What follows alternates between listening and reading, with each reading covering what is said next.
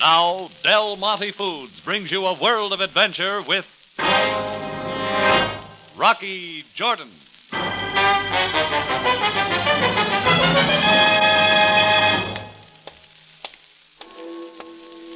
The big clock of the Esbekia was chiming 4 a.m. as I walked the lonely Cairo street on my way home from a hot poker session a few blocks from the Tambourine.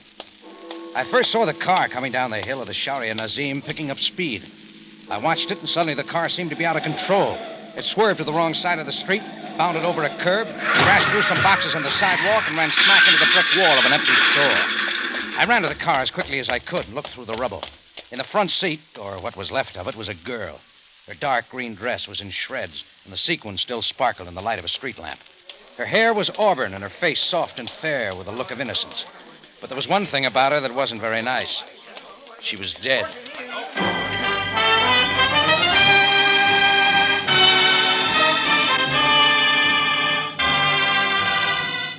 Del Monte, the brand you trust for flavor in so many good foods. Yes, Del Monte, the best-liked brand of canned fruits and vegetables in the whole wide world, takes you now to the Cafe Tambourine in Cairo, gateway to the ancient East, where modern adventure and intrigue unfold against a backdrop of antiquity. Tonight's Rocky Jordan story, The Dead Colleen.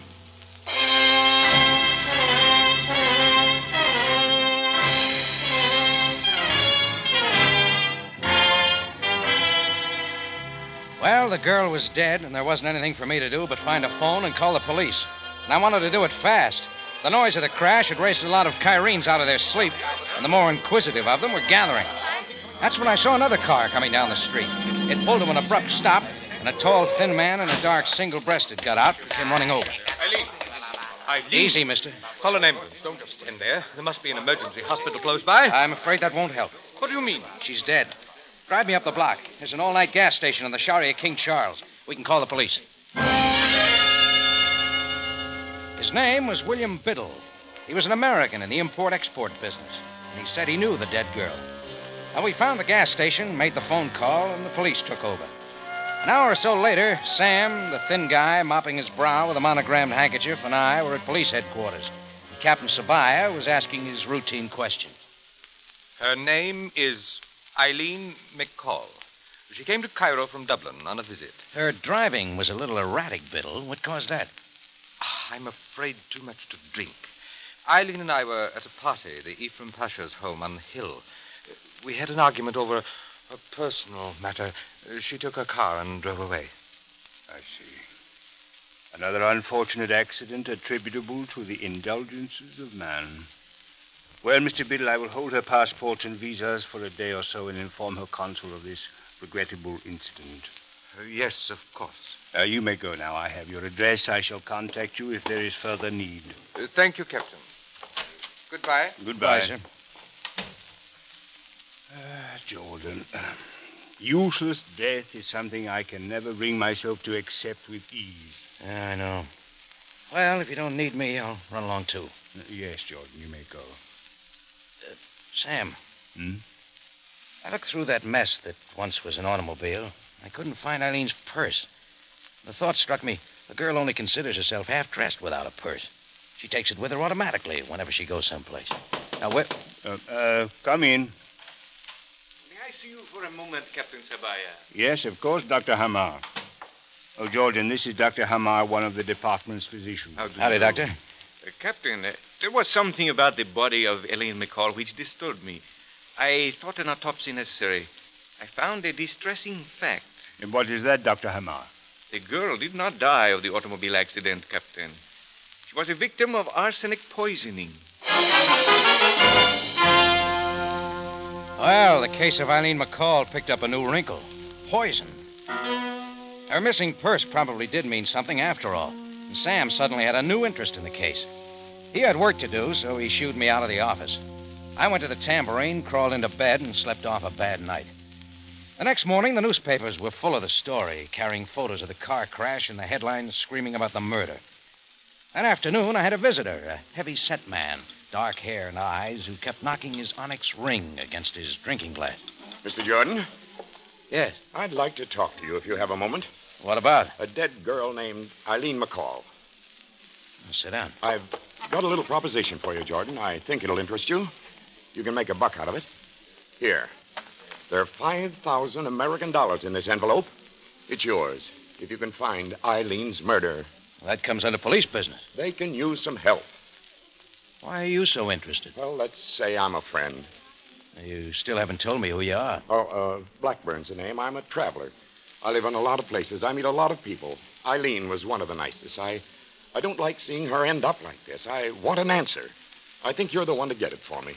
Well, who'd want to kill her? If I knew, I wouldn't have to ask you to find out. She left Dublin 3 weeks ago, came to Cairo on William Biddle's invitation. He's rich. He wanted to marry her once. You find out who killed her. Look, her purse was stolen before she died. Why would anyone do that? I don't know. Why do you come to me with this? Why don't you go to the police? Oh, reasons. Well, will you give it a try? Sorry, Blackburn. The ante too small? No, just not my line. Oh, don't give me your final answer right now. Think about it for a while. After all, it isn't every day someone gives you a chance to put your hands on 5,000. I'm staying at the Mina House. Nice meeting you, Jordan. See you again. He ambled out of the Tambourine, caught a cab, and was gone. I turned back and looked at the table. Blackburn had left the envelope with the $5,000. I poured myself a cup of coffee and went into my office to think. There was something about this affair that intrigued me. Exactly what, I wasn't sure. A little later, I put in a phone call to Sam. He'd been checking the guests at the Ephraim Pasha's party, but had come up with nothing. He did, however, tell me that Eileen McCall had been living at the Delta House on the Sharia Kufar. That evening, I found myself talking to the desk clerk. He gave me a room number, 2M, and said the police would allow no one to enter. So I left the building, walked around the back, and located the fire escape. A few moments later, I found a window to what I hoped was room 2M, Eileen McCall's room. It was open, so I climbed over the sill and struck a match. Most of the room was in order. The bed made, things in place on the dresser. But in the corner of the room stood a very untidy suitcase. I moved toward it to get a closer look. The leather side of it had been ripped open. I kneeled down to examine the suitcase, and that's when I felt the gun in my back. Stand up. Oh, didn't know I had company. Stand up, I said. I hope you know how to handle that gun. I'd hate to think it went off by mistake. If it goes off, it won't be a mistake. Who are you? My name is Jordan. What are you doing here? I came looking for what was hidden in the side of that suitcase. And what was that? Well, I'll tell you when I find it. Here, look, point that gun the other way, will you? Not just yet. And then you better give it to me. My ears can't stand explosions. Come on, give it to me. No. You're hurting me. Sorry. That's better. Now let's talk on even terms. Who are you? I'm a friend of Eileen's. Everybody seems to be. You've got a name. Mona. There's more to it. Baudry. Mona Baudry. But I use other names when the need arises. What did you find in the suitcase? Nothing. Give me a handbag. Gladly. But if you were a real gentleman, you'd ask me to give you my phone number instead. Nothing. So you found nothing. All right, tell me what you hope to find. I'd rather tell you my phone number. You can tell them both to Captain Sabaaya, Cairo Police. Come on. Out the window? Sure, just like we came in. Now move. We started out the window and down the fire escape to the sidewalk. Mona in the lead and me walking close behind her. Suddenly she stopped walking. I urged her, but she wouldn't move, and I couldn't figure out what she had in her mind. A second later, I knew. The blast came from the shadows across the street. I shoved Mona onto the ground and dived for the sidewalk myself. Shots kept coming. I inched my way along the wall. Then it was quiet except for running footsteps. Mona's. She'd scooted down the street and lost herself in the Cairo night. Oh, I'd bungled it fine. I crossed the street to where the gunman had been, and he was gone, too. But he'd left something behind. A cigarette butt. A real fancy monogrammed kind. The initials on it were W.B. And I was thinking of William Biddle right away.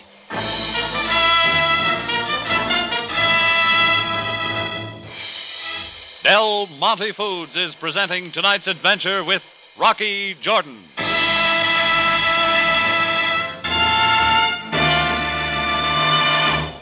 Now, here is Larry Thor.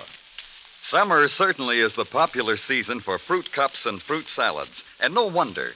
There's something about a combination of juicy, refreshing fruits that gets an extra welcome on warm, sunny days. And that goes double when it's Del Monte Fruit Cocktail, because that's like having all 5 of your favorite fruits in season at the same time. Even better, Larry. After all, Del Monte Fruit Cocktail is easy. You get all the fruits mixed in one can, and there's no peeling or cutting for you to do it all. That's why so many women keep Del Monte Fruit Cocktail right handy in the refrigerator, chilled and ready for refreshing, luscious salads, first courses, or desserts. Open it, and there you are. Tender, mellow peaches and pears, tart sweet pineapple, juicy seedless grapes, and bright cherry halves, all mixed in a flavor balance you'll say is exactly to your taste. Now, that's my idea of a genuinely helpful product, Larry. Grand flavor, good looks, and no work. Surely you won't overlook all the many, many ways Del Monte Fruit Cocktail can help you this summer. Why not make a note of it on your shopping list right now?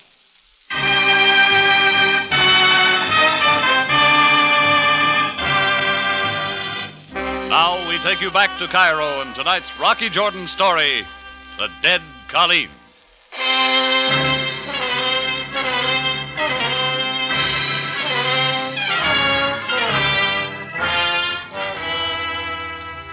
Well, it was all about a dead girl named Eileen McCall. Someone had slipped her an overdose of arsenic. Why? Well, neither Sam nor I had it figured. In the picture were a man named Blackburn who had offered me $5,000 to turn up her murderer, a girl named Mona Beaudry, and a fancy article called William Biddle. Willie looked pretty bad. A monogrammed cigarette told me he was the one who threw the shots at me, and figured he'd be a good one to pay a visit to. I found his address in the Cairo phone book, a 2-story modern mansion off the river's edge. I rang the bell. A moment later, the door came open. Yes. Standing there was a surprise. Mona Beaudry, carrying a real vacant look. Well, what is it you want? Well, I can see we're going into a routine. I beg your pardon. The name is Jordan. Yours is Mona Beaudry, or so you said. We met around your gun in the apartment of a dear departed. Or is that what you're trying to forget? I believe you're drunk. Go away. No. Step back from the door. I'll call a policeman. Go ahead. I'll tell him where we met. Who would ever believe such a lie? Now, please leave quietly, or I will. Mona, who's there? Oh, it's you, Mr. Jordan. Come in. Thanks.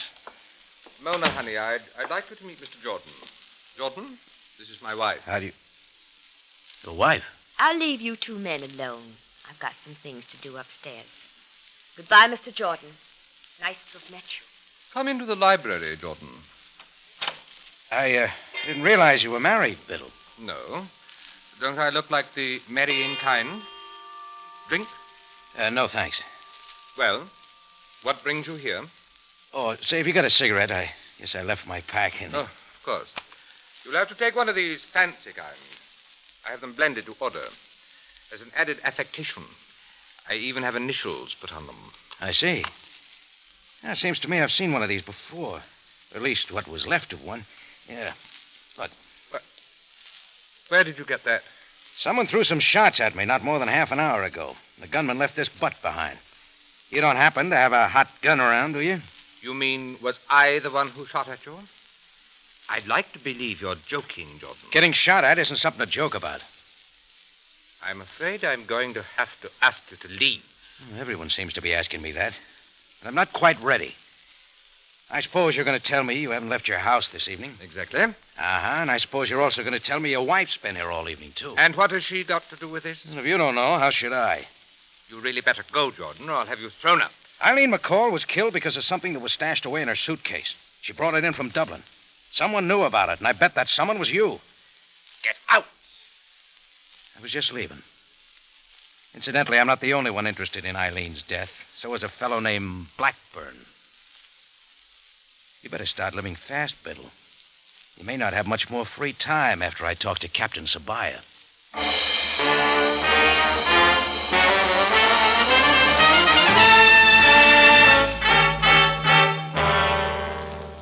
Well, Jordan, what what you have told me about Mr. Biddle is most interesting, especially in view of what I have discovered for myself. What do you mean, Sam? I have been investigating the persons who attended the Ephraim Pasha's party last night. It seems quite certain that one of those persons there put the arsenic in Eileen McCall's drink.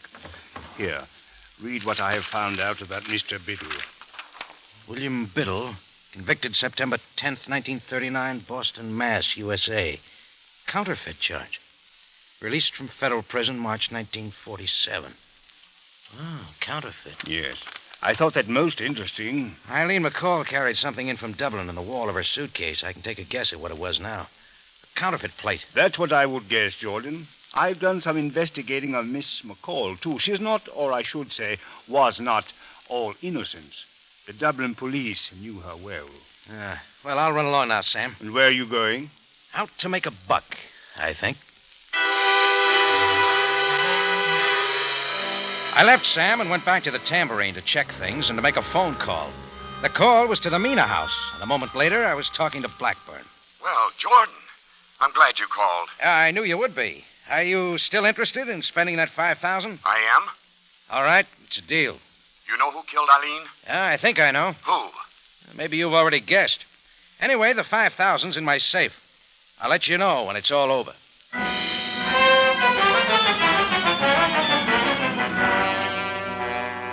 My next step was a visit to the home of the Ephraim Pasha, the man who held the garden party Biddle and Eileen McCall attended. His layout could have passed as a palace out of the Arabian Nights, a place just crawled with servants. A big Nubian took me to the Pasha, and we sat out in the garden alongside of a flowing fountain. I began to talk, and the Pasha got real busy throwing food to the goldfish in the fountain. Go away, Nicky, you greedy little fish, you. You have eaten everything and allowed nothing for the other. Hey, are you listening to me? Oh, of course I am. I've heard every word you said. You and the police are interested in uncovering the identity of the person who killed poor Miss Eileen McCall. Nicky, I told you to go away and let Nellie have her turn. Oh, that Nicky is such a pig. What I'm really trying to find out is who had the opportunity to poison Eileen's drink at your party last night. As I informed the police, there were many people at my party last night. I had engaged 2 bartenders to mix the drinks. Certainly they would not poison any of my guests. Who handled Miss McCall's drinks? Miss McCall was with Mr. Biddle. I presume he saw to it she was amply provided for. Then you'd say it was possible for him to have picked up a drink for Eileen, dropped some arsenic poison into it, and give it to her? Oh, really, Mr. Jordan, you do not think Mr. Biddle killed her? My question was it possible? Well, yes, I suppose so. What was Mr. Biddle wearing last night? I do not remember. I do not pay much attention to men's garments. I think he wore a blue single-breasted suit, red carnation, white handkerchief in his breast pocket, black shoes, and a maroon tie with an atrocious design. Oh, how should I know what he was wearing? I tell you, I do not pay much attention to men's attire. No, of course not. Blue single-breasted suit. Yes, I remember it now. Well, thanks, Ephraim Pasha. You've been a great help. Have I? I'm delighted. Oh, and you better throw Nicky some more chow. He just took a nip out of Nellie. Nicky! My plan was simple. Wait until the Biddle household went to sleep, crawl in a back window, and turn up the suit of clothes Biddle wore to the Pasha's party. A quick vacuum cleaning of the pockets, an examination of the dust by a chem lab would soon tell enough whether or not he'd carried arsenic powder. Well, the lights at the Biddle house were out as I stood across the street watching the place about 10:30 that night. I waited until it was close to 11, then moved across the street. I climbed over the small stone fence, and I began to scratch around for an open window. A moment later, I wished I was someplace else. Who is there? A voice shot out, and then a flashlight cut the night air. Who is there, I say? I ducked and began to run for the cover of the bushes. Halt immediately, or I shall shoot! I kept moving through the bushes cautiously, trying to circle the man with a gun. For some moments, it was cat and mouse, me cringing behind one bush, then another, and the flashlight playing around trying to seek me out. But luck finally was on my side. He stepped past me. I moved out from the bushes fast and threw a heavy fist into the back of his neck. He folded like a tent in a windstorm, and I bent down to get a close look at him. His face I didn't recognize, but his clothes I did. They wore the uniform of the Cairo police. And I knew Captain Sam Sabaaya was going to be awful mad at me for roughing up one of his boys.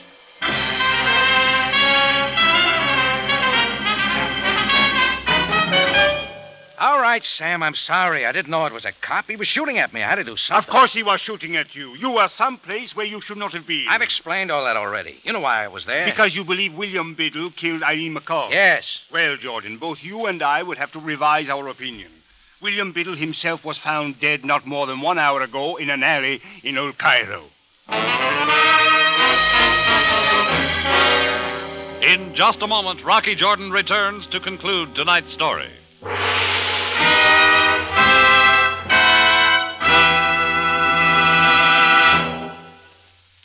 It happens so often on weekends and holidays. The family keeps right on eating, no matter how much you ladies would like to take it easy. Well, one way around that problem is Del Monte crushed pineapple.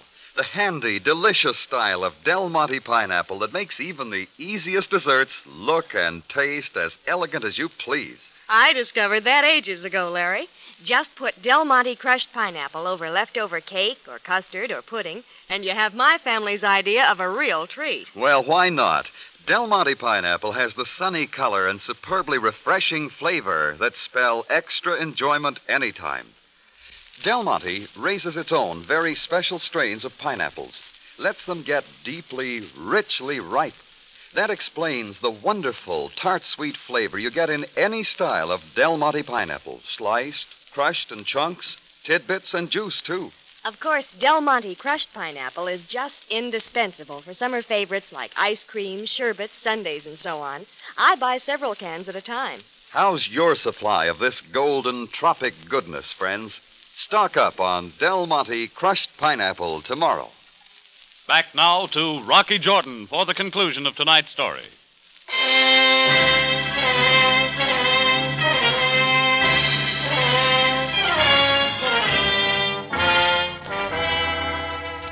Well, I'd been flying off in the wrong directions.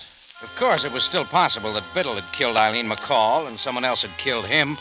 But it seemed more likely that the same person had killed both. But who? It was Biddle's wife, Mona, the Pasha with the goldfish, and Blackburn. Well, thinking of Blackburn reminded me of the $5,000 he'd offered me to turn up Eileen McCall's killer.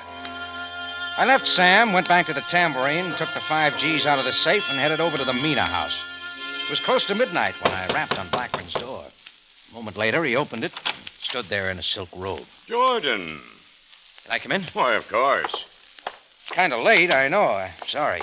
Have you got something to tell me about Eileen's murder? No, I've come to give you your money back. I'm out of business. What do you mean? It's all back in Sabaaya's hands. If you still want to spend the $5,000, offer it to him. Well, I'm sorry you feel that way about it, Jordan. I really thought you were the man to get to the bottom of this. Yeah, I guess I thought so, too. Fix your drink? No, I'll be leaving now. Thanks anyway. What's the matter? You had any visitors tonight? Visitors? No. Sure? Of course I'm sure. What do you mean? This ashtray's got a familiar cigarette butt in it. What are you talking about? Uh-huh. A very fancy type, monogrammed and all. WB. You know, I saw one of these across the street from Eileen McCall's apartment. Dropped by a joker who threw some bullets at me. I saw some more in the pack of cigarettes William Biddle carried. Was he here tonight? Why, Come to think of it, I did mention your name to him the last time I saw him. I mentioned the fact you were offering the $5,000 to find Eileen's killer. what are you getting at, Jordan? You know, almost anyone, invited guest or not, could have gotten into the Ephraim Pasha's party. It was out in the garden. The small fence was easy to get over. Anyone could have got there to slip the poison into Eileen's drink. Anyone could have filched one of Biddle's monogrammed cigarettes and purposely dropped it on the sidewalk after he took those shots at me to make me believe Biddle was the one. Are you getting around to saying I killed Eileen? Oh, now, why should I say that? After all, if you killed her, why should you offer $5,000 to me for finding her killer? That's right. Unless, of course, you were just using that as a cover-up. I think I'll give Captain Sabaaya a phone call, have him bring some of his nosy policemen to search your room. I barely got the last sentence out before Blackburn began to move. 3 steps took him to the bureau drawer, and I knew what he was after. I moved, too. Got to the bureau just as his hand slipped into the drawer. I slammed the drawer shut, and he withdrew his hand, feeling plenty of pain. But his other hand was all right, and he threw it into my face. I came back, and soon the 2 of us were rolling across the floor, knocking over chairs and lamps in the best tradition of a barroom brawl. Neither of us heard the door come open, but we both heard the sound that followed. Blackburn also felt it. The bullet plowed into his shoulder, and all the fight went out of him. Standing in the doorway with a hot gun in her hand was Mona Biddle. I really should have done what I came for. I really should have killed him.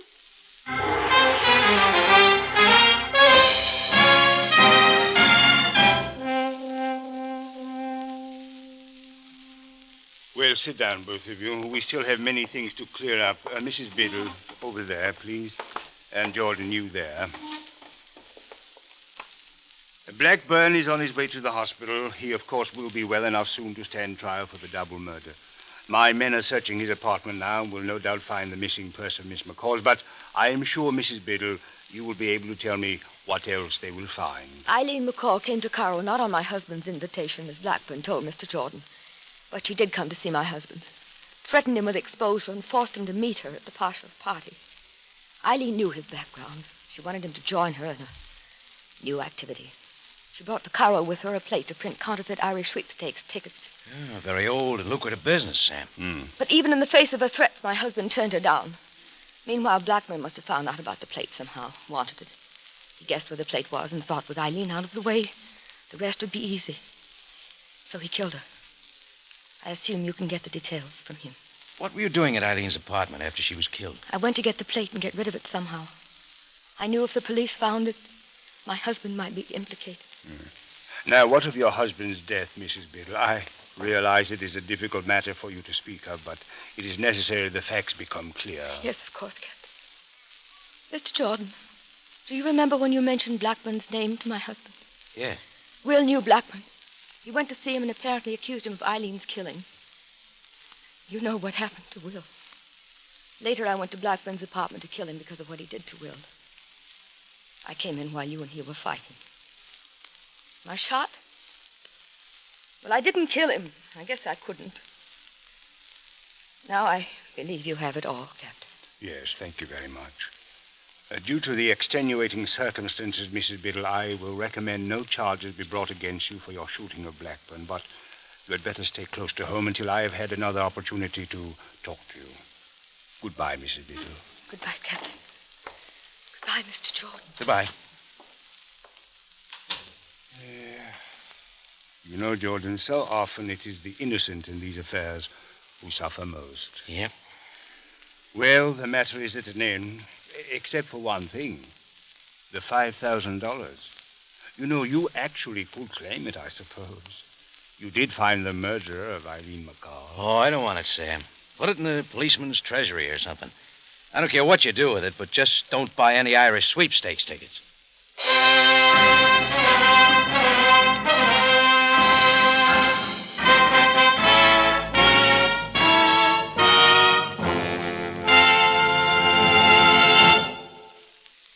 For superb flavor, for dependable quality always, enjoy Del Monte fruits and vegetables.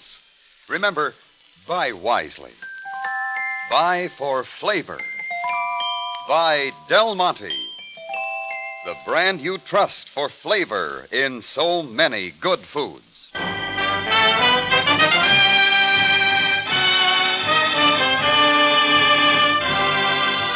Rocky Jordan, written by Gomer Cool and Larry Roman, stars Jack Moyles in the title role with Jay Novello as Sam Sabaaya, and is produced and directed by Cliff Howell, with original music composed and conducted by Richard Arant. Included in tonight's cast were Ted Osborne, Tim Graham, Ken Christie, Paul Freese, Lorene Tuttle, and Jane Webb.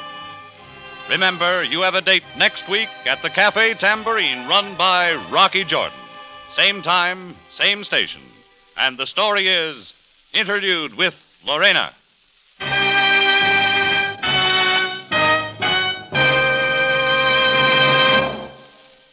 On a summer morning, noon, or night, cool off with golden, refreshing Del Monte pineapple juice. Let its tropic tart sweetness satisfy your taste. Renew your energy with its natural fruit sugars. Yes, next time you're thirsty, have a glass of Del Monte pineapple juice. Bob Stevenson speaking. Rocky Jordan is presented over CBS, the Columbia Broadcasting System.